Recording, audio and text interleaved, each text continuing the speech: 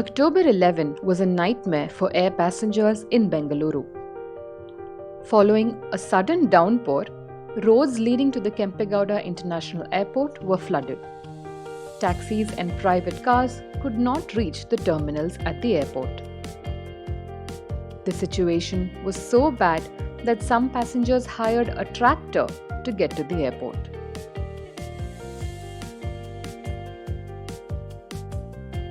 Passengers arriving in Bengaluru were also unable to step outside.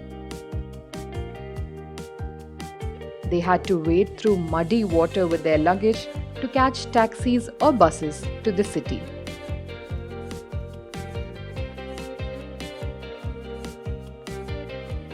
The flooding happened because of sudden heavy rain.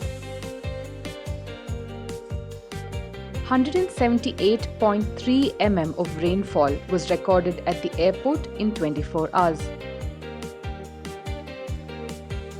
This is the highest ever rainfall recorded at the airport in a decade.